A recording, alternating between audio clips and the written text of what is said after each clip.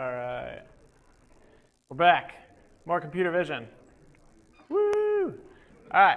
Homework 2 is due this evening, and homework 3 will be out probably tomorrow. And some people have been having trouble because each homework sort of builds on top of the next one. And this can be an issue if sort of your previous homework had some errors in it. So I am giving out solutions to people if they email me. I don't want to release those solutions to everyone because then, I don't know, I sort of want to reuse these in the future. Anyone have any questions about logistical stuff? Anything going on? How do you guys like the current homework? People making their way through it slowly but surely? Cool. We'll be doing optical flow for the next homework, so processing some video and making little arrows on images and stuff like that. So that's fun. Today, we're going to start shifting gears a little bit and talking about machine learning stuff. So that's pretty cool. Up until now, we've basically been doing low and mid-level computer vision stuff. So we talked about this kind of split before, where basically low-level vision is like pixel-level manipulation, maybe some image correction stuff, and doing like feature extraction. And we talk about how mid-level vision starts to sort of take information and transfer it between different domains. So like looking at two different images and trying to figure out how they relate together is like maybe doing stuff with panoramas, or taking images and figuring out how they relate with the world is starting to figure out stereo information or calculating depth, stuff like that. And looking at images over time, we start to get into sort of video processing, doing things like optical flow, image stabilization. So these are all sort of low and mid-level tasks. But we've been spending all this time sort of extracting these features in low-level vision, and maybe we should start using them for something. And the thing that we're going to start using them for is high-level vision. So what we really kind of want in computer vision, I mean, that's not to say that low-level and mid-level vision aren't computer vision, but another goal that we have in computer vision is sort of this extraction of semantics or meaning from images. So can we actually like look at an image with a computer and figure out what's going on, like what objects are in it, what the image is of, start to extract some of these higher level concepts basically. So we want to basically start making predictions about images with our algorithms. And there are a couple ways we could think about doing this. One thing that we could do is just hard code a bunch of different rules. So if you see, these features in this configuration, it's probably going to be a cat or a person or whatever. It turns out that that's pretty hard to do. So what we're actually going to do is learn these rules or learn things from data that we feed into these algorithms. So for that, we're going to need some machine learning concepts. So we're just going to this class is going to be like a whirlwind tour of a bunch of different things in machine learning, and we'll cover a bunch of stuff. A lot of you, so raise your hand if you have not taken machine learning. Okay, so a lot of you have taken machine learning, a lot of you have not taken machine learning, so there's this weird divide in the class where some of you guys have probably seen a lot of this stuff before, and some of you guys have probably not. We're just going to cover a bunch of it anyway. So machine learning is just looking at data and trying to discover patterns or things going on in your data. A lot of times you're doing things like approximating functions. And so with supervised learning, we generally have some inputs to a function, and then we're trying to predict some sort of output. And we usually have a lot of different labeled examples. Then there are some other domains, things like semi-supervised learning, where maybe we have a lot of examples, a lot of data, but only some of that data has some kind of labels on it. And unsupervised learning is sort of this domain where we have a bunch of data, but it doesn't have any labels in it. And we really just want to start analyzing, looking for some kind of patterns and stuff going on in our data. So there's a few different components that make up sort of machine learning. The first thing we're going to talk about is just unsupervised learning, where we have no labels, and we just want to try to look at our data and maybe figure out some kind of patterns or stuff that's going on. So one example of this that comes up a lot is clustering. So oftentimes you have a bunch of data, and it's sort of visually apparent that there's some groups going on in that data. So you might have some data that sort of looks like this, and you can kind of tell that like there may be some clusters in this data. It looks like, pointing at the wrong thing. There we go. So it sort of looks like this is maybe a little cluster here. Maybe this is kind of like a separate little cluster down here. Maybe all of these data points are related, and maybe there's some like big broad cluster of data that's all related to each other up there. And so what we really want is to sort of be able to automatically uncover these patterns in our data. And there are no labels associated with this data. So this is just looking at some data plotted in 2 dimensions or in some number of dimensions. We can kind of visually see that there might be some groups going on. And how can we get a computer to kind of understand that too and be able to discover this stuff? So an algorithm we're going to talk about is k-means clustering. And k-means clustering basically assumes that points that are close together are sort of in the same group, and points that are far apart are in different groups. And that if 2 points are far apart, they're going to be in different groups. So the algorithm for doing k-means is actually pretty straightforward. We're basically going to start with a bunch of potential cluster centers that we think might sort of correspond to some clusters in the data, but they're just going to be totally random. And then we're going to iteratively update those cluster centers based on what's actually going on in the data. So first we're going to sort of randomly initialize these cluster centers. And one way of sort of initializing these in a sensible fashion is just to pick a few random data points in your data set already. And then we're going to calculate distances between all of the points and all of the cluster centers. So if we look at this point A right here, we see that it's distance d1 from c1, it's distance d3 from c3, d2 from c2. So we have all of these distance calculations from all of the other cluster centers basically for every point. And then we're going to take all of our points and just assign each point to the closest cluster center. So all of these points in blue were closest to this cluster center C2. All of the points in green were closest to C2, et cetera. Sorry, all the points in blue are closest to C1, green C2.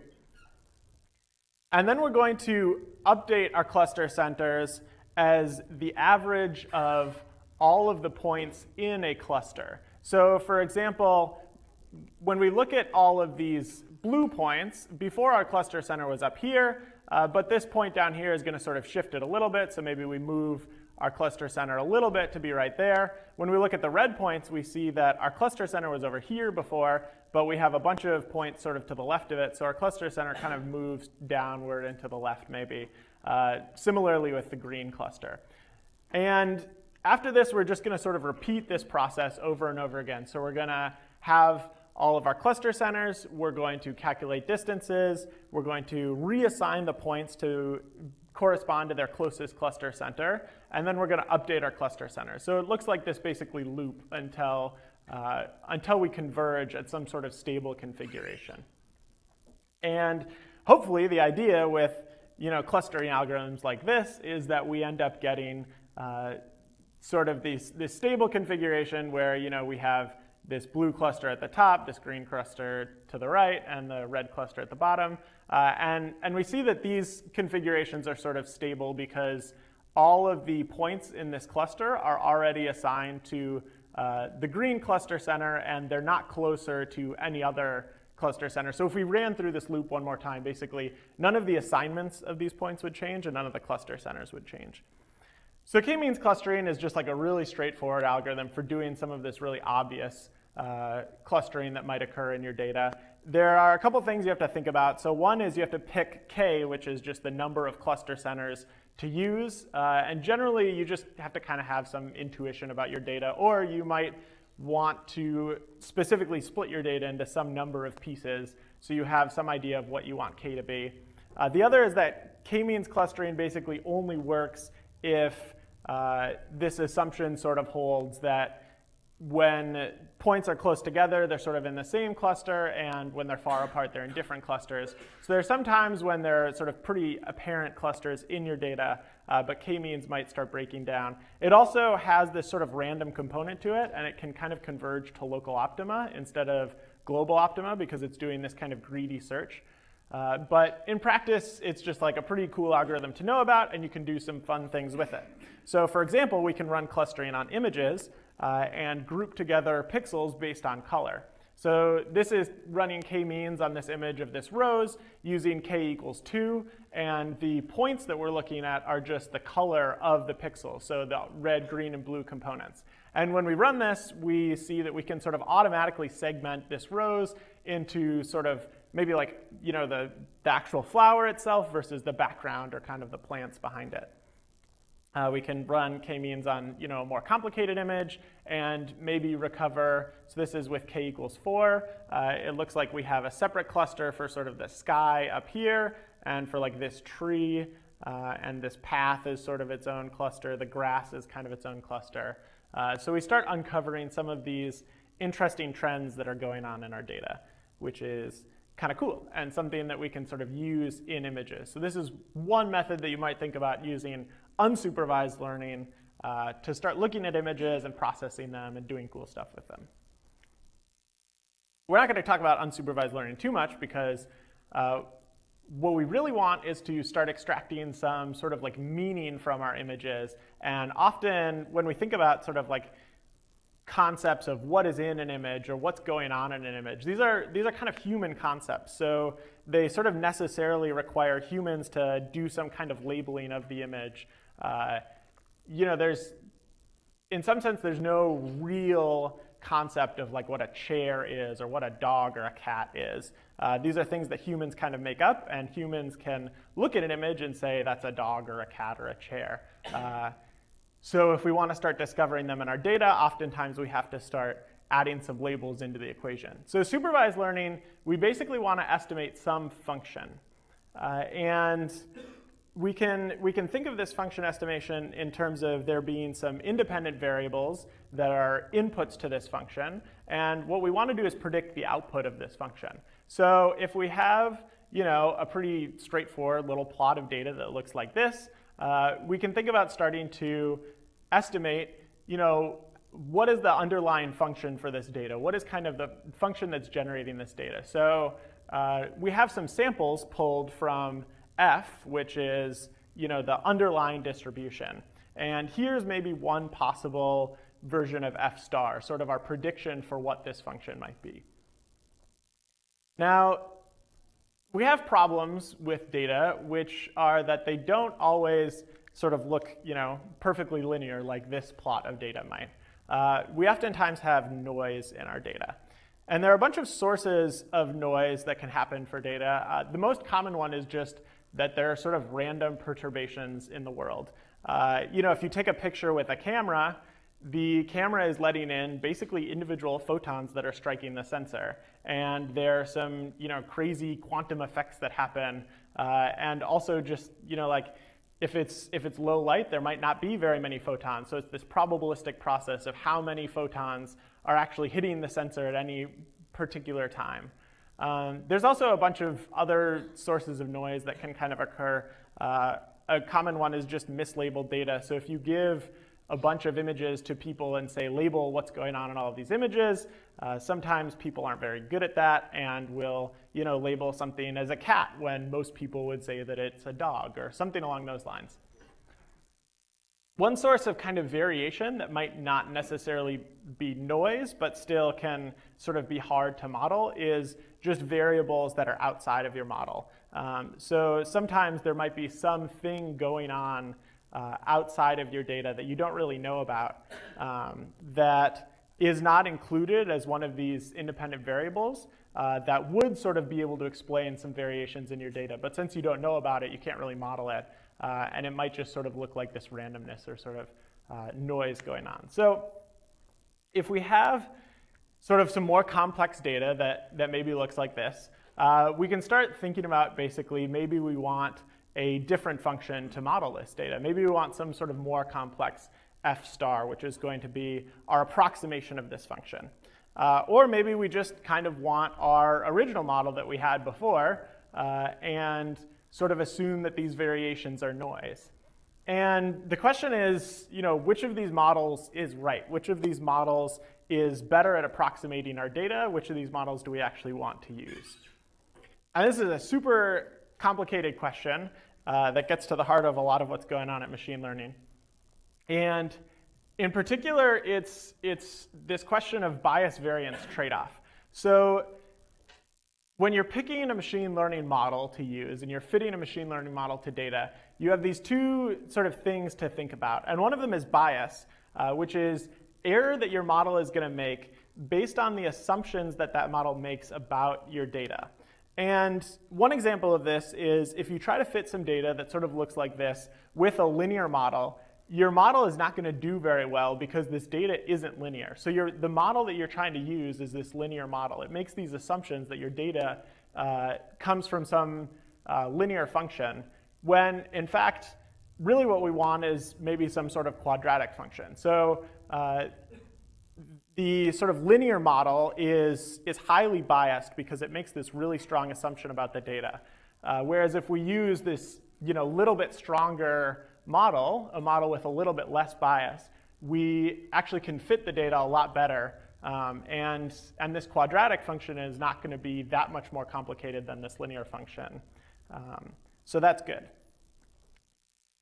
Now the other thing to think about is variance. And variance, when we're talking about machine learning algorithms, is how sensitive the algorithm is to noise.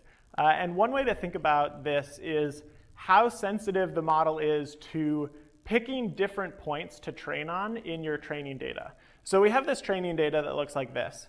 And imagine that we split it into these two different categories. So imagine that we split it into one training set, which is all of these purple data points, and another data set, which is all of these red data points.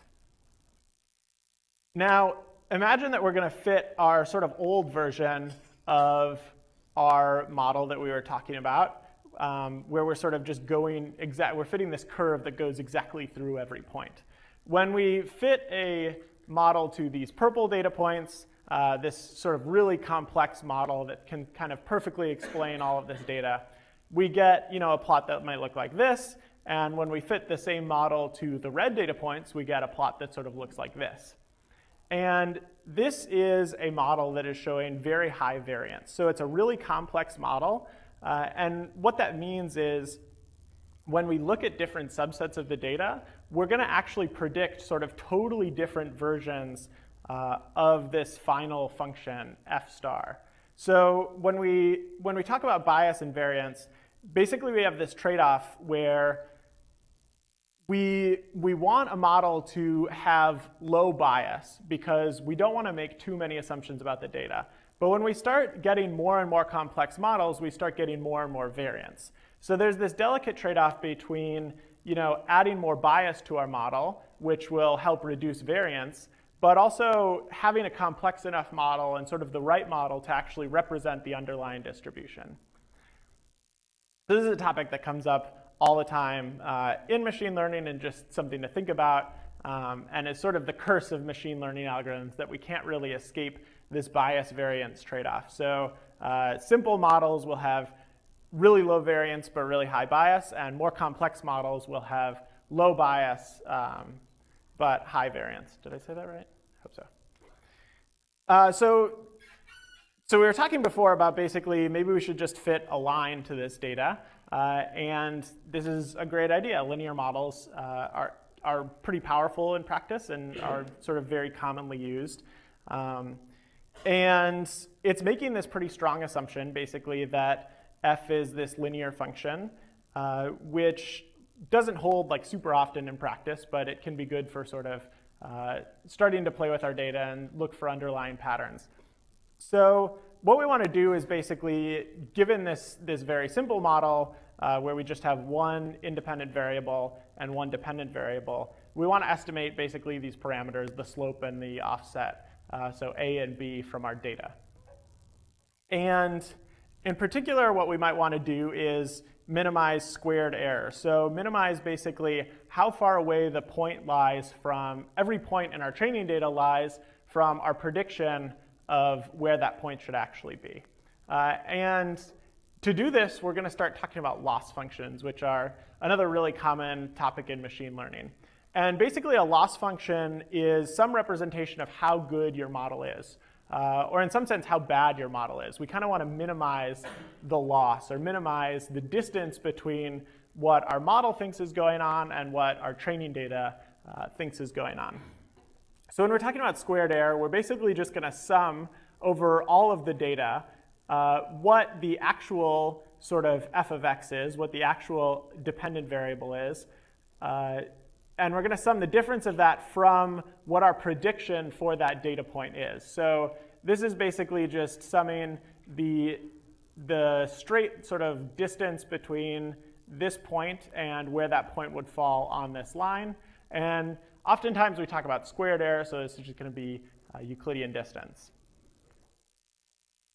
And we want to figure out basically what the best A and B are going to be so that we can minimize this loss function. And we know in particular that we can find some basically extrema of this loss function when the derivative equals 0. And we've seen this before, which is kind of cool. All we have to do is basically solve a linear system of equations to start minimizing this squared error when we're fitting this line to a bunch of data points, when we're doing sort of linear regression. And so this is just kind of the same system of equation that we talked about before when we're sort of fitting homographies. This thing kind of comes up a lot. And so we're not going to go into the details of that again. But basically, it ends up being the same thing where basically we take our loss function, take the derivative of it, set it equal to 0, and solve for our parameters A and B. Now, linear regression is cool because we have this closed form solution, which makes it really easy to sort of fit our line to a bunch of data points. We can just actually take that derivative, set it equal to 0, and calculate really quickly what the answer should be. It's also really fast to compute this for new data. So if we have some new data point, we just sort of do one multiplication and one addition, and we can calculate basically what our model would predict for that data. There are some weaknesses of this model, obviously. It's not very powerful. It sort of assumes that this data is linear. And as we saw before, if we have some maybe more quadratic data or something more interesting going on in our data, we can't really fit it very well with this line.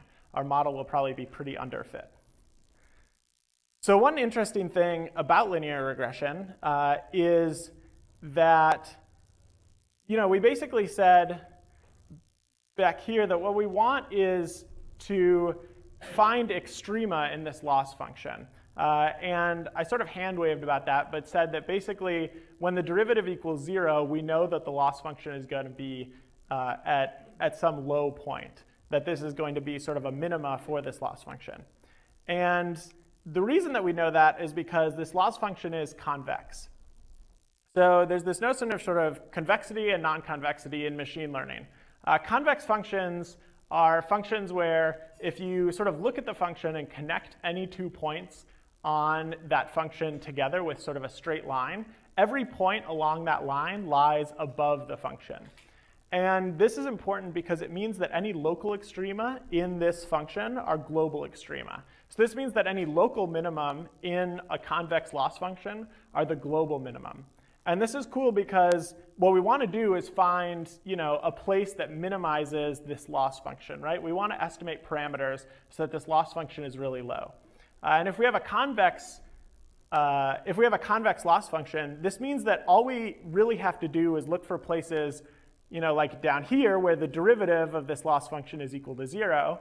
And we know that if the loss function is convex, that's not only a local optima, sort of one place where maybe the loss function dips down, but that's also a global optima.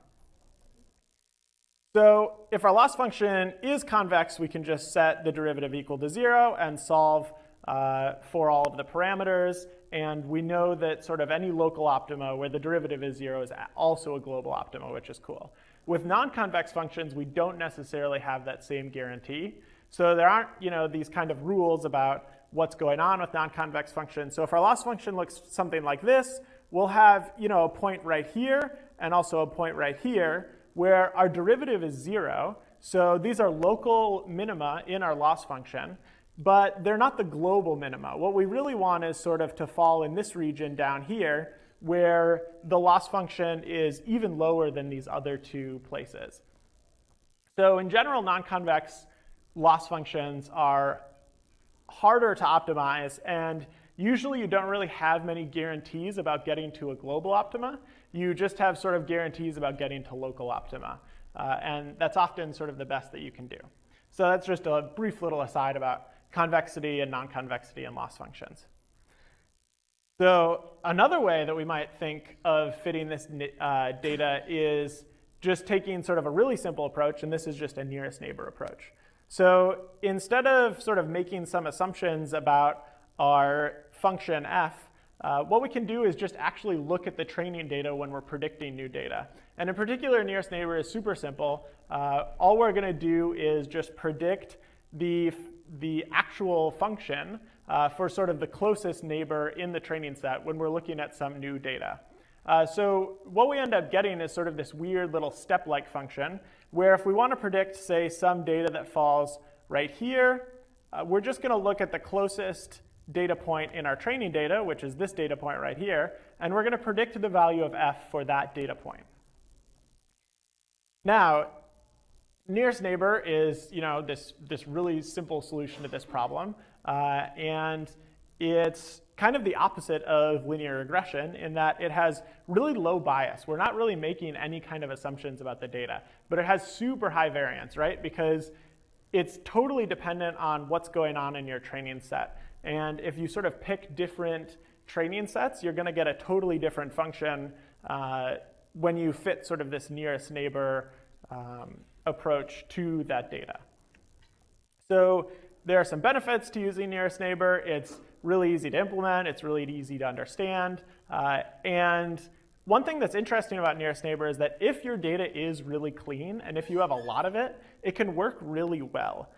It's sort of arbitrarily powerful. It can predict just kind of anything, right? Because you're just looking at sort of the closest data point. So in particular, if you have kind of like unlimited data that you can draw from some sample, then if you want to predict new data, you're pretty likely to already have some very close by point in your training data set. And then in some sense, you already know what the function should output for that data because you can just look at sort of the nearest neighbor, which should be really close. And then assuming that the function that you're trying to model is at least smooth in some kind of way, you're going to get pretty good results using nearest neighbor.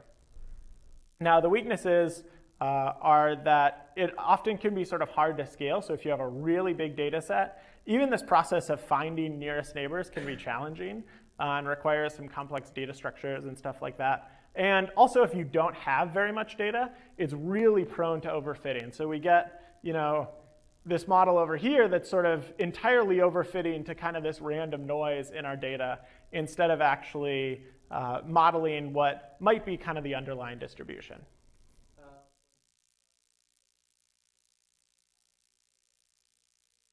Yeah, so there are extensions to this. We're just talking about sort of the basic, simplest approach to this problem. So one thing you might do is look at a few nearest neighbors and then maybe average together the results or do some kind of weighted sum of the results. And there are a bunch of different extensions to nearest neighbor that people have looked at. We're not going to talk about them very much because they're not that applicable to sort of computer vision. People use them for some stuff, but yeah. Any other questions about nearest neighbor stuff? Again, we're just going to start cranking through some machine learning algorithms, just so you guys have kind of a general sense of what machine learning is all about and what kind of things we can do with it. So both of these algorithms that we just talked about are examples of a regression. So we have some input variable, and we're trying to predict some output variable that could be just kind of any real number, right? And regression is a super common task. So this f of x falls in sort of the real number space, and x is maybe a real number. It could be kind of categorical data. There are a bunch of ways of kind of approaching regression. But the point is we're trying to predict basically some real valued output.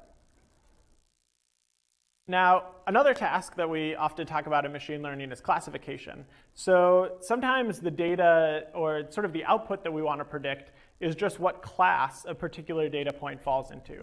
So a really simple example of this is just like trying to predict whether or not a patient comes in, whether or not they have the flu. So this is just a binary classification problem. The doctor is going to end up saying, either yes, you have the flu, or no, you don't have the flu. And there are different kinds of data that might go into an algorithm that is looking at doing classification, in the same way that there are different kinds of data that might go into an algorithm that's trying to do regression. And in particular, we often think about sort of continuous and discrete variables. So a continuous variable might be something like temperature, where it spans, not obviously the entire real numbers, but it spans some subset of the real numbers and is continuous. So, there's some kind of ordering. As opposed to kind of categorical variables or discrete variables, whether or not you have a sore throat is just kind of a yes or no question. I guess that's not necessarily true. You could talk about sort of how sore your throat is. But if all the data that you have is sort of whether patients said they had a sore throat or not, all the data that you have at this sort of particular point is this categorical variable, yes or no, basically. So they're kind of different.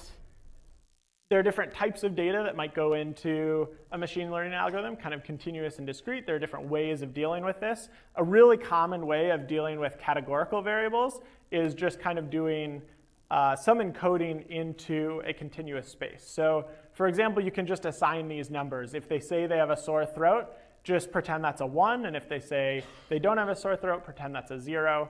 And that's one way that we can sort of map between these different spaces when we're talking about fitting these functions. So one possible approach of categorizing data or talking about training a classifier is thinking about partitions. So when we're looking at this data, what we could imagine is basically, well, we want to predict whether or not someone has the flu. It looks like, just sort of eyeballing the data, that a pretty good predictor of this is how high their temperature is. And in particular, it looks like there's basically just one person who came in with this training data that had a temperature over 99.5 who didn't have the flu. But most of the people who came in with a high temperature ended up having the flu. So let's just kind of partition our data along this one axis and say that if you have a high temperature, you probably have the flu. And if you don't have a high temperature, you probably don't have the flu. So this is, partitions are sort of one machine learning type approach. We could think about analyzing this data. And then the question is sort of how do you pick what the right partition is and how you should partition your data.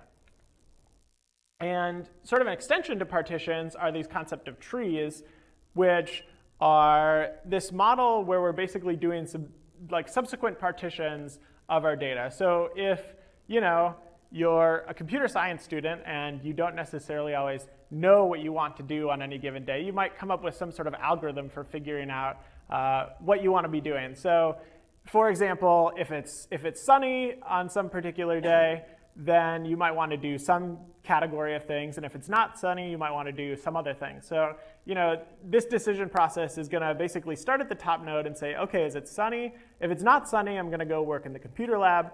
If it is sunny, I have another decision to make. And for that, I'm going to look at basically the temperature. And if it's really warm, if it's sort of above 80 degrees, maybe I want to go to the beach. And if it's a little bit cooler, maybe if it's less than 80 degrees, maybe I want to go on a hike. And so now we're starting to basically combine together these partitions into kind of these subsequent layers and get this tree-like structure. And this would be sort of a basic decision tree, but there are a bunch of different tree algorithms that people use for doing machine learning. Trees are really cool because they're really interpretable and kind of easy to use. So one benefit of learning basically a tree-like structure from your data is when you're talking about applications. So in particular, if you're trying to do some kind of diagnosis process, doctors can be pretty skeptical of kind of people coming in with this complex machine learning algorithm and saying, hey, I can tell whether or not your patient has cancer. You just plug in the variables here, and the computer will spit out some number. And who knows how it got it, but we're pretty sure that it's going to be pretty accurate. Trees are cool because you can actually print out, OK, here's a process that you can go through with your patient and look at your patient. Do they have this symptom? Do they have this other symptom? And basically build out this kind of table of rules. And this table can be, or sort of this tree structure can be built up from a bunch of data. So you can basically figure out these partitions automatically from a bunch of data. But then you can give it to the doctor, and they can look at it and basically really easily understand sort of the underlying concepts and the underlying intuition. And then, people who are sort of taking this data, or sort of taking this machine learning algorithm and actually putting it into practice can have a little bit more faith in it, or at least can kind of understand what the thought process is that's going into these predictions. So that's cool. And so trees can basically be thought of as just this partition of some data. And so imagine that the way that I got this data was just kind of figuring out what I did on any given day and plotting it out on some graph. I didn't do that. That would be kind of crazy. But we can think about our trees as just being sort of a very simple partition of this data. So the first partition is just on this axis of whether or not it's sunny or rainy. And then we have this second split just of sort of this half of the data on what the temperature is. And you can imagine that this sort of extends into more and more dimensions, where your splits are basically these hyperplanes through the data. And in particular, it's really easy to predict for new data what the output of our function should be. We just sort of look at what region it's in and then predict based on that region. So if it's in sort of the upper left-hand region, then we're going to go on a hike. If it's in the upper right, we're going to go to the beach, et cetera. And we might have sort of more noise in our data. So there might be times when maybe it was rainy outside, but I still went on a hike, or maybe it was sunny, but I still had some work to do, so I went to the computer lab. And in this kind of situation, we can still basically build up these partitions, even if our data isn't perfectly separable. And then what we're going to do is just make predictions based on these probabilities. So we're going to look at basically all of the data in the partition and make some kind of soft assignment based on these relative probabilities. So in this case, if it's rainy, most of the time we'll go to the computer lab, but maybe sometimes we go to the beach, I guess. So these tree algorithms are something to kind of keep in mind, something that people use a lot in machine learning. They are occasionally used for computer vision. And one example of just partitioning being used in computer vision is Viola-Jones face detection. So this is a problem of, if you're looking at an image, we want to find all of the faces that are in an image. And in particular, we want this to be a really fast and accurate system. So this is something that sort of, if you hold up your iPhone, right, it'll like put little boxes around people's faces and stuff. And we want it to run on like these really small systems. So cameras have been doing this for like 10 years at this point or something, or even longer. And they don't have complex processors in them or something. They just have like these really small system on a chip things. So we want to be able to do face detection really fast and like fairly accurately. And in particular, we want our algorithm to be really simple. So using sort of simple features and simple classifiers. So the features that we're going to use for Viola-Jones face detection are called HAR features. And they're kind of similar to like the convolutions that you guys have been doing. They're basically going to be weighted sums of pixels, but the weights are just going to be either 1 or -1. So if we look at what these features actually look like, they're sort of these boxes that we'll put over some place in an image. And all we're going to do is take all of the pixels in the black area of this box and subtract out all of the pixel values in the white area of this box. So the response for this box would just sort of be, all of these pixels added together minus all of these pixels added together. And in particular, you can think of this as a convolution, but where we're using only ones and -1s, and we have sort of this rectangular structure on where the ones and -1s are, basically. So HAR features are actually really fast to compute, and they work pretty well for this task.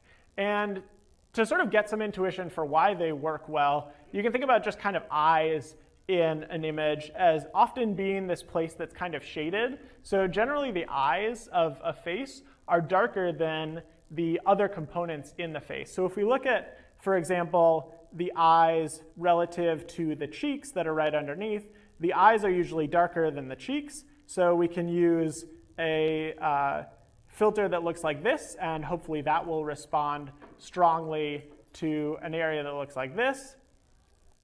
We can also imagine looking for sort of the bridge of the nose, right? So the bridge of the nose is often this area in the image where we have this light part, and on either side are sort of these darker eye patches. So if we're sort of looking for bridges of nose in image, we might want to use a HAR feature that looks something like that. And in particular, HAR features are also really fast to compute. So we have this concept called integral images, where we can take really fast sums over regions of the image, sort of arbitrary regions of the image, really quickly just by building up this data structure. We're not going to go into how integral images actually work, but it's on Wikipedia if you guys are interested, or you can check out the sort of original Viola-Jones paper. But they're sort of commonly used for a lot of computer vision applications. So we have these HAR features, which maybe they're going to look for things like eyes and cheeks, or maybe they're going to look for like the bridge of the nose. So we're pretty sure that they're kind of likely to respond to some interesting things that are going on with our faces in an image. Now we have to learn something on top of those features so that we can actually look at a group of features or feature responses and decide whether or not it's a face or not a face in an image. And what we're going to do is just use partitions. So we're going to say, is this feature response greater or less than a certain amount? And in particular, we're going to use this extension to partitions or to sort of classification in general, sort of machine learning in general, called boosting. And boosting is a way to make sort of a weak machine learning algorithm or a weak classifier better. And the general process is basically you have some classifier that isn't very strong, but you know it does learn something about the data. And what we can do is actually train multiple versions of this weak classifier that'll each be sort of better at looking at different parts of the data. And then when we average together, add together all of those weak classifiers, we'll actually get a pretty strong classifier in practice. So first we're going to train, maybe we have some data up here where we're trying to separate out the red points from the blue data points. And we have some weak classifier that we can train. So we're going to train this weak classifier, and it's going to maybe come up with some split that looks like this. And that's not a very good partition of this data, but it's all right? So we have a lot of red points up here, and we have a lot of blue points down here. But it does make some mistakes. So what we're going to do is reweight our training data based on what our original classifier got right and what it got wrong. And now we might end up with some sort of data where we have these two blue data points that are really highly weighted. So what that's going to mean is for our loss function, those data points are going to matter a lot more than the other data points that we got right the first time. And now we're going to train a new weak classifier. And hopefully this new classifier has some sort of different behavior because we've done this reweighting. So now in particular, this new classifier gets correct sort of these data points that were heavily reweighted, but it makes some new errors. So in particular, these blue data points, the new classifier gets wrong. Then we're going to keep iterating basically this process of reweighting this data. So now these two data points here and here have been increased in how much sort of they matter to this loss function. And we can train another weak classifier based on that data. And basically, we're going to iterate this process over and over again. And we're going to come up with a bunch of weak classifiers that, when added together, actually end up being pretty powerful for our data. And this is a pretty common process in machine learning. And there are actually some sort of theoretical results that basically, if you have a weak classifier that will always learn something, then you can get sort of an arbitrarily powerful model if you do boosting, because basically you're always going to be learning on the errors that you made last time and sort of keep kind of ratcheting up how powerful your final classifier is. So our final classifier is just going to be this combination of a bunch of these weak classifiers that are all basically better at looking at different parts of the data.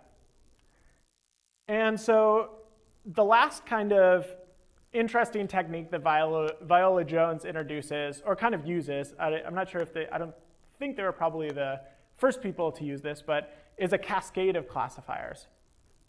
And the intuition here is basically we want our face detection to be really fast. And we could, train one classifier that's really accurate and really powerful. But that classifier would probably take a really long time to process, the features of an image. So instead, let's train a few different classifiers that are good at basically throwing out things that are not faces, but are not necessarily good at sort of these really hard examples. So our first classifier will just be a really fast first pass over the data.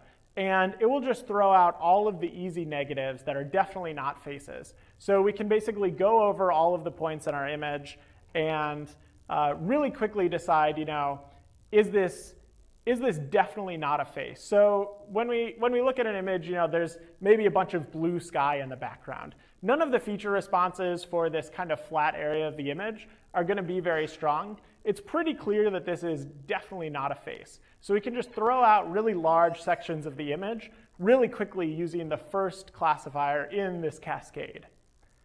Next, we're going to have maybe a slightly more accurate classifier. So it's still going to be pretty fast, but it's going to start being able to kind of distinguish between some parts of the image where there's something going on.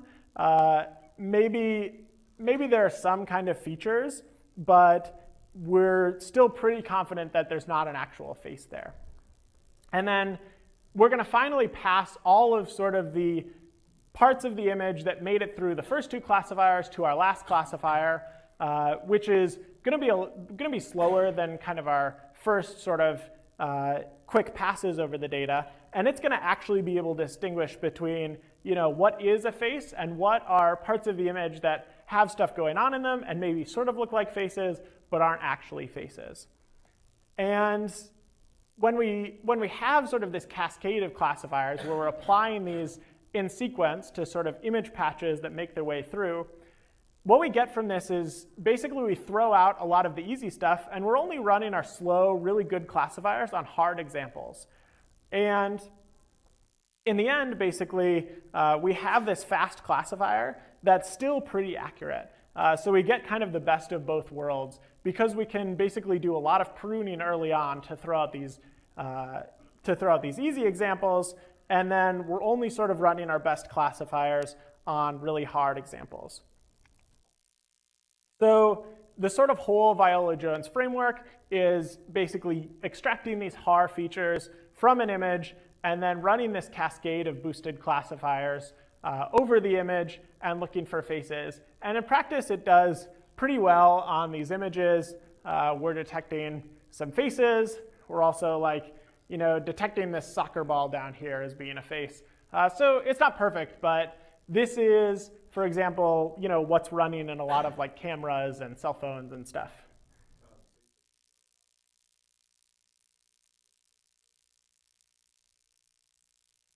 No, in general, not with these classifiers. You could imagine that could be a good extension. So in general, basically, your first classifier is going to have let me see, think about this in terms of false positives and false negatives. Basically, you are fine with false positives, but you don't want to have any false negatives. So you don't want to throw away anything that is actually a face. But in general, basically, the classification that you're doing at that stage just isn't smart enough probably to figure out if something is definitely a face or not.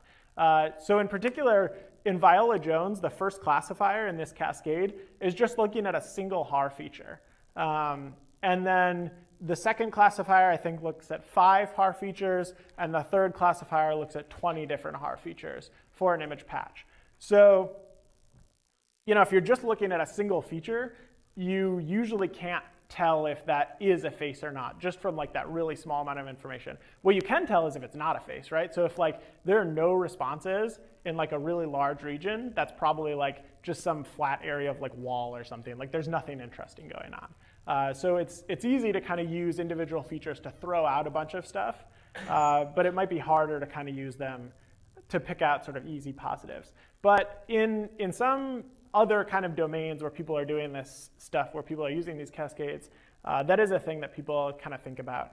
In practice, it doesn't help you that much if you're assuming that there are only a few true positives in an image, because there are probably so many negatives in the image that they're going to dominate the runtime. You're going to spend a lot of time running on negatives and not very much time running on the positives. So it's often not that, I would think that useful, but I think for some applications it probably would be. So does Viola-Jones kind of make sense to people? People have some relative sense of what's going on with it. It's a really common computer vision topic to cover, and we weren't going to cover it any other time, so I just wanted to throw it in here when we're talking about classifiers. So now imagine that we have some classification problem that looks like this. If we are just thinking about kind of partitions of this data, it's going to take a lot of partitions to kind of separate this, right? Because in particular, these partitions were just kind of operating on one axis at a time. So if we think about thresholding basically based on some y value, you would end up kind of cutting off a lot of purple data points to be below some threshold, or else a lot of red data points would be above some threshold. So we might not necessarily want to rely on sort of these simple algorithms or sort of this partitioning. And instead, we might start talking about linear classifiers, which are basically trying to find some line that kind of separates your data into different classes. And in particular, we're going to talk about basically linear classifiers as forming this decision boundary. And all of the data points on one side of this decision boundary are going to be said to belong to one class, and all of points on another side of this decision boundary are going to be said to belong to another class. So when we just have two independent variables, in this case we just have x and y, this decision boundary is a line. In higher dimensions, this is going to start to be some kind of hyperplane that separates our data into multiple classes. So in particular, this is learning this linear classifier. And all a linear classifier is given some data set, we're going to learn some weights w. And then when we run our model, all we're doing is taking some weighted sum of the inputs and running some function on top of it, basically. So for this example, the probability that some data point x belongs to the purple class is going to be some function f of the weighted sum of all of the components of x, which are just going to be this x and y component. And we could write this in vector notation as a dot product, or we can write this as a summation of all of these individual weights with features from this data point x. And f is just going to be some function that we're going to pick for our linear classifier, and there are a few different options that we could think about. And also, oftentimes, we're going to want some kind of bias term that we add into this equation. So we're going to want this sort of extra weight, basically, that gets added on at the end. And we'll talk about why that might be important later. So just a really simple example. We can imagine that kind of this is our data over here, where we have some x and y components. And we also have this classification of whether or not a data point is purple. And basically, we have these data points up here that are purple and these data points down here that are red. And say that we've looked at this data and we've learned some weights for this data. And in particular, the weights that we've learned are -1 and 1. So for some new data point, all we're going to do is take the dot product of that data with these learned weights -1 and 1. And our function f is just going to be a simple threshold at 0. So if the output of this weighted sum is above 0, we're going to say that it's purple. And if the output of the weighted sum is below 0, we're going to say that it's not purple. So now for some new data point 4, 5, we're just going to take the weighted sum, which is 4 times -1 plus 5 times 1, which equals 1. This is sort of the data point that we're looking at here. And now when we look at f of 1, 1 is larger than 0. So we're going to say that, yes, this data point is, in fact, purple. And now we might have some new data point, 3, 2, which is this data point here. And again, we're going to do the same process where we're just doing this weighted sum of these learned weights. And you don't have to worry about how we learned them yet. So we're going to do this weighted sum with these learned weights and sort of the features or the x and y components of this data. And now we have -3 plus 2, which is -1. And when we apply f to this output, we see that -1 is not greater than 0. So this data point is not purple. F of w dot x is 0. So we have this data point as being labeled as red. And in particular, we have this decision boundary that we've sort of learned. And that's what these weights are encoding. And we often think about basically needing this bias term when we're talking about creating this decision boundary. And so imagine that we shifted all of this data up by some amount. If we're just looking at sort of this weighted sum, all we have are basically the x and y components, which means that any decision boundary that we're kind of creating, learning these weights, has to go through the origin. And that's kind of this constraint that we don't necessarily need to put on our linear model. So instead, what we can do is basically add on this bias term. And in particular, we're going to use a bias of -2 if we're talking about shifting all of our data up in the y direction by a factor of 2. And so now, when we have a new data point, all we're going to do is append on basically this constant factor of 1 to our data. And we're still doing the same process where we're taking this weighted sum or this dot product. So now, basically, we have the same sort of process where we have some new data point for 7. We're going to add on this constant component 1. We're going to take the weighted sum, which is going to be 1 again. And when we take f of 1, it's still 1. So that gets classified as purple. And sort of the old data point that got shifted up will likewise be classified as red, which is cool because if we hadn't added on this bias term, it may have fallen above that line and been classified incorrectly as purple. So that was kind of a linear classifier that used this really simple thresholding function. Instead, we might think of sort of more complicated versions of f. And one version that's really commonly used is a logistic function.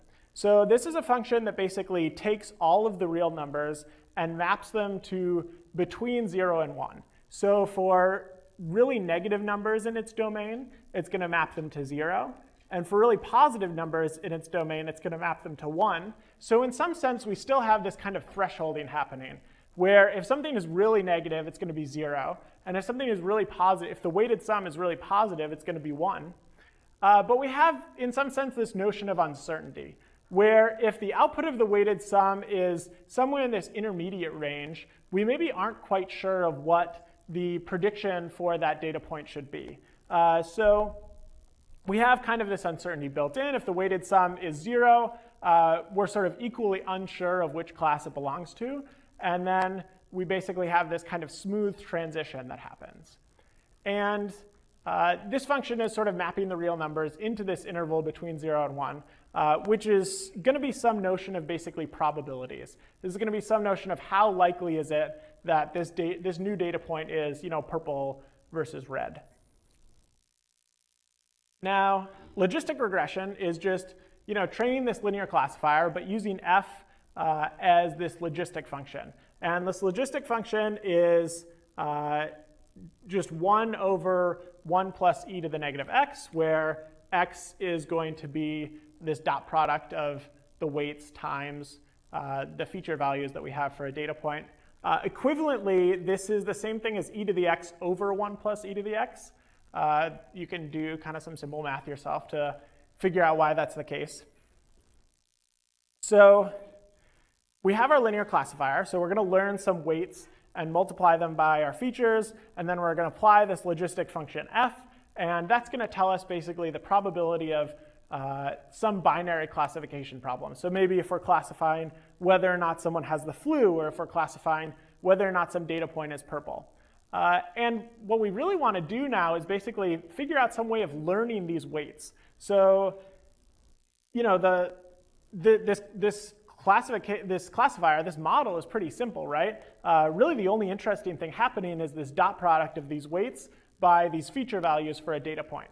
So we want to figure out how to learn these weights. And in particular, since we're doing machine learning, we want to optimize something.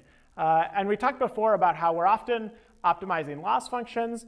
In this case, we're going to optimize kind of the reverse of that. We're going to optimize likelihood. And what likelihood is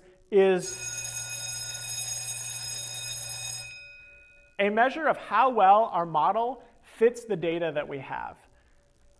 So when we're talking about our training data, we're going to have x, which are sort of our input variables, our independent variables, and we're going to have y, which is our target class, sort of our dependent variable. And oftentimes we're talking about y for binary classification as being either 0 or 1. So it's going to be very simple. And we want to learn a w, this weight vector, that models the training data really well.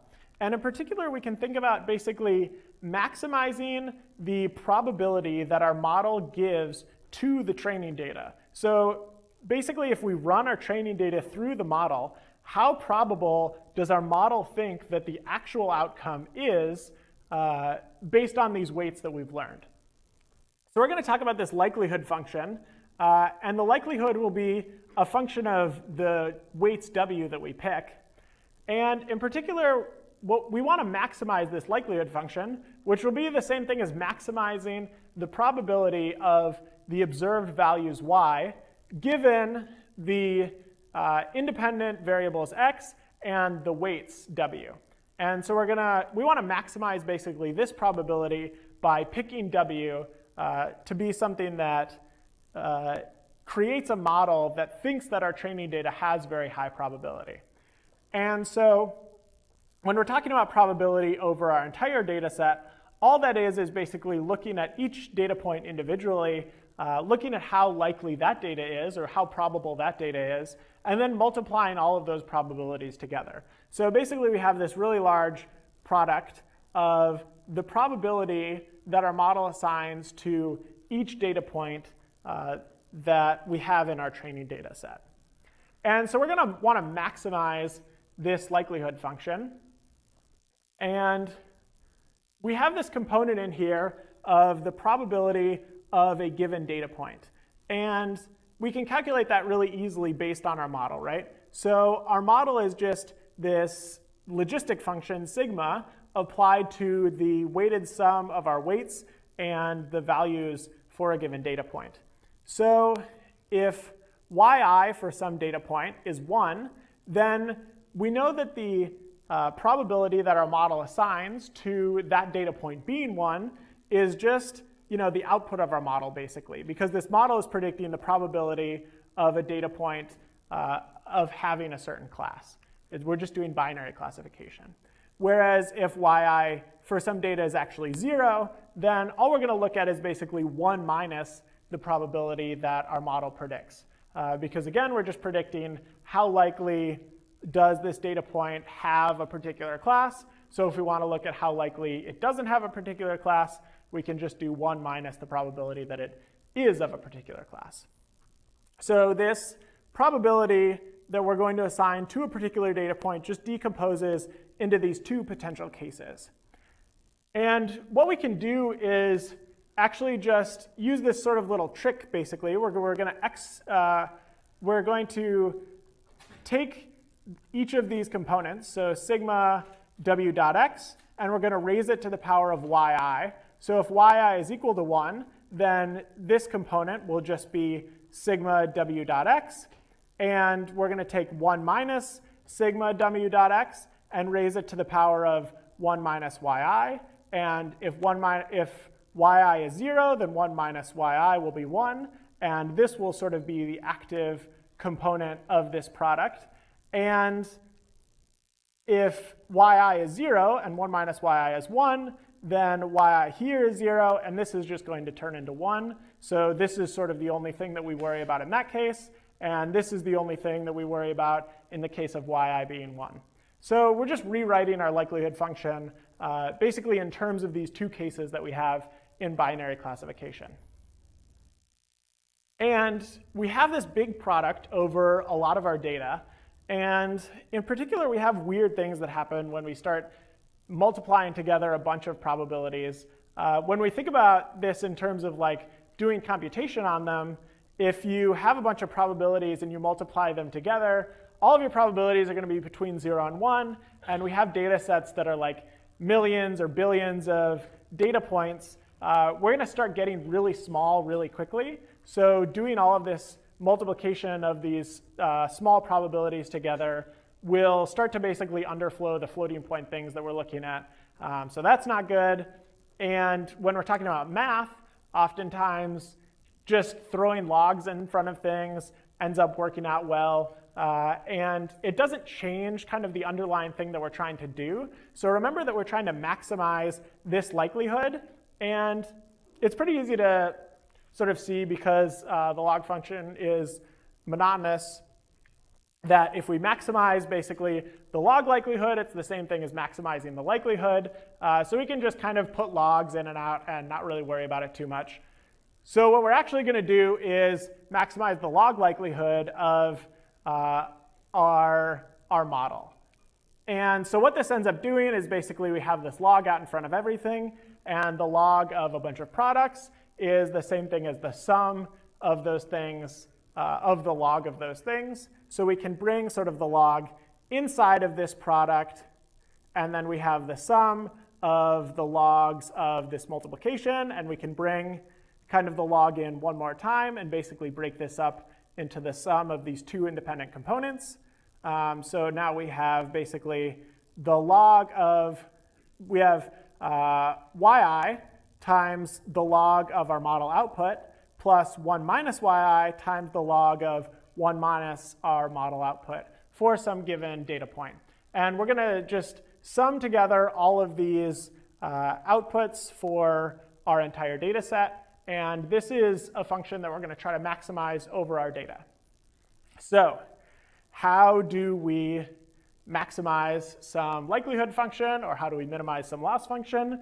We're always going to kind of take the same approach, which is we want to find places where the derivative is equal to 0. So for logistic regression, what we'd really like to do is take the derivative and set it equal to 0, and then solve for these weights w. But in practice, we can't actually do that because there's no closed form solution. So instead, what we're going to do is some optimization process. And we're going to start talking about gradient descent. So imagine that we have some loss function, and now we're just moving away from logistic regression for a second and just talking about gradient descent in general. Imagine we have some loss function L, and we want to find some minimum of that loss function. We can take the gradient of this loss function, and this gradient will always point in the direction of steepest descent. So when we're talking about this in terms of one dimension, if we take the gradient, it's either going to point to the left or to the right. So if we look at some point here on this loss function L, it's going to point to the left because that's the direction that this loss function increases. If we look at a few other points, we can take the gradient there and see which direction they point. And our algorithm for doing gradient descent is that we're just going to take the derivative, and then we're going to move a little bit in the other direction. Because remember, when we're talking about loss functions, we want to minimize loss functions, and the gradient is going to point toward the direction of steepest ascent. So our gradient descent algorithm is just over our entire loss function, take the derivative, see which direction it points, and then move the other direction. And then just keep doing this over and over again. And if we're only moving basically a really small amount every time, eventually we'll end up in some local optima here. And once we get pretty close to this local optima, the gradients start getting smaller and smaller. And once we actually hit, if we sort of get lucky enough and hit that local optima, our gradient will be 0 and we'll stop moving. And if we're just kind of somewhere nearby, what will probably end up happening is we just end up basically moving back and forth over that local optima a little bit at a time. And that's fine too, because we'll be pretty close to our local optima at the end. So this is sort of our algorithm for gradient descent. And formally, what this ends up being is we're going to change our weights by some amount every time. So the weights that we're going to use at time t plus 1 are going to be the weights that we used at time t, or sort of our model parameters. You can think of these at time t, but subtracting out some scaled value of the gradient. And we're going to use this value eta to basically scale our gradient, where eta is some step size. And this step size is really important because it basically tells you how far you're going to step relative to the gradient. This can be thought of as like a learning rate or a step size. You'll hear a bunch of different terms for this, but it's used in practice anytime you're talking about gradient descent. Now, when we're talking about gradient descent, we basically took this derivative over our loss function, this del or nambla operator that we're applying to our loss function based on our model parameters w. And this can be really hard if we have a lot of data. So if the size of our data is really large, then we're going to have to calculate the derivative relative to all of our data points. So what we might want to do instead, and our data might have millions or billions of data points. It might be really hard to maybe our data is so big we have it spread out across multiple data centers. Maybe it's on different disks. Maybe it's really hard to sort of fetch it and do this computation. And as we sort of discussed here, we end up doing this algorithm a bunch, right? This is an iterative process. We're going to have to do this over and over again and take these really small steps as we move down this loss function to find some minima. So instead of calculating the full gradient over our entire data set every time we want to take a step in this algorithm, what if we have some form of estimating it instead? So one way to estimate something is just to take a random sample of it, basically. So what we're going to do is just look at the gradient of our loss function over some sample of our data. And there are a bunch of different parameters that you can basically think about when we're doing this, this type of gradient descent. This is called stochastic gradient descent, or SGD. In particular, before we were basically summing over all of the data points. Now, what we're going to do is basically sum over some random sample of our data points. For some subset j, we're just going to do this smaller version of the sum. And one thing that people do with gradient descent is even just look at a single data point. So this would be stochastic gradient descent with a batch size of 1. Basically, you can pick a single data point, estimate just the gradient of the loss function for that one data point, and then make some weight update just based on that single data point. So the number of points that you use is called your batch size. And again, this is something that's really important, sort of this hyperparameter that goes into all these machine learning algorithms. In practice, you basically get more stability if you have a larger batch size, but you get more speed if you have a smaller batch size. So you want to kind of tune this to be basically the right trade-off of these two things. So we're just talking about loss, but we're also talking about likelihood. Sometimes we want to minimize a loss function. Sometimes we want to maximize a likelihood function. It doesn't really matter. In the end, we're either basically climbing up a gradient or descending down a gradient. All you have to remember is just sort of a sign flip depending on which one you're doing. So if you're doing gradient ascent, you want to add in some scaled version of the gradient. If you're doing gradient descent, you want to subtract off some scaled version of the gradient. So don't worry too much about basically whether you're optimizing a loss function or a likelihood. If you're really sort of concerned about it, you can just do the sign flip by adding a negative sign to a likelihood function, and all of a sudden it becomes a loss function. So let's say that we want to do stochastic gradient descent with logistic regression. And we're going to make this easy. We're just going to do a batch size of 1. So what we're going to do is pick an individual data point, estimate the gradient for that data point using our loss function, and do some weight updates based on that gradient.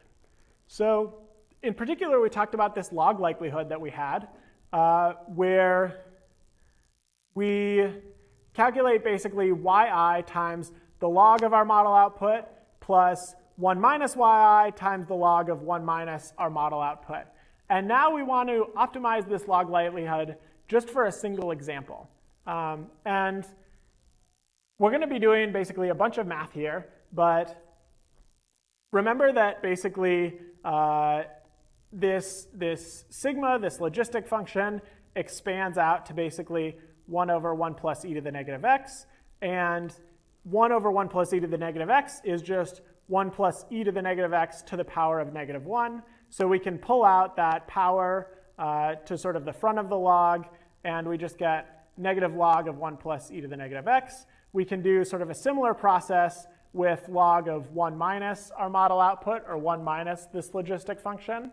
And we end up getting negative x minus the log of 1 plus e to the negative x. That will be important for the math later on. So we have this log likelihood function. And what we want to do is basically, for some data point, we want to take the derivative or the gradient of this log likelihood function and use it to update our weight parameters w. And so what we're going to do is, OK, again, we have a little bit more math that basically happens here. So let me remember what's happening. Go back for a second. So all we did here was we basically substituted in these expanded forms of the log of our model predictions and the log of 1 minus our model predictions. And then we did some simplification. So our log likelihood ends up being yi times the dot product of our weights minus the dot product of our weights minus the log of 1 plus e to the negative dot product of our weights by the data point x. And again, we can do some further simplification because we see that for any x, basically negative x minus log of 1 plus e to the negative x is just negative log of e to the x plus 1. So we're going to simplify this even a little bit further. And we get yi of our weights dot product with our features xi minus log of 1 plus e to the dot product of our weights by our features. Now we're going to take finally our gradient of our log likelihood. And when we do this gradient computation, basically these are the partial derivatives relative to the weights. So when we're just looking at basically this component here, the gradient of yi times the dot product of the weights by xi is just going to be yi times xi. Sort of the weights go away. And when we do our gradient of this log over here, remember that the derivative of the log of x is just 1 over x. So we get 1 over x here. And then we have the product rule where we're going to take the derivative of the inside. And the derivative of e to the x is just e to the x. So we have e to the x here. And then we're going to take again, by the chain rule, we're going to take the derivative of sort of the x in this case, which is our weights times our xi's. And we just get xi here. So we've taken this gradient computation. And this eventually will simplify down to just our input variables xi times the actual label yi minus the prediction that our model makes, which is this logistic function applied to this weighted sum. Whew. OK. There's like a bunch of like really weird math that goes on in here. But it turns out that the gradient is like this really simple thing, right? So the gradient is just the actual value of the function, yi, minus the prediction that we made. And then we're just going to multiply by the input parameters xi. So that's actually like pretty simple. But it wouldn't have worked out that nicely if we hadn't taken sort of this log likelihood. So it's fortunate that some smart mathematician came around early on and sort of figured out that this was the right thing to do. So now we have this gradient computation based on our log likelihood. And we want to figure out our weight update rule. So our weight updates are just going to be, for our weights at time t plus 1, we're going to take our weights at time t and add on some scaled amount of the gradient. And the gradient, again, is just the xi's times the difference between what the ground truth is for some training data minus what our model predicts at that data point. And so now we're just doing gradient ascent on this likelihood function. We're adding on the gradient because we want to basically increase our likelihood. So that's cool. Yay. Do people have any random questions about this derivation of logistic regression or our weight update rules? People sort of got that? Cool. So That was just for binary classification, but it's possible that we might have a bunch of different classes. And in particular, we're going to use basically a pretty simple extension of logistic regression to multiple classes. So we're going to have some number of classes k, and for each of those classes, we're going to have some weights wk. And we want to predict a probability distribution over all of these classes. So what you could think about is basically just doing independent logistic regression for each class. But what this ends up doing is basically you have a bunch of outputs of your model, and they all fall between 0 and 1, but you don't end up with a probability distribution because the sum of sort of each of these probabilities, that, the probability that this data point belongs to class 1 and the probability that this data point belongs to class 2, they may sum to some number that isn't equal to 1. So we need some kind of normalization. And we'll talk about the normalization that we use for this next time, because I think class is over. So see you guys then.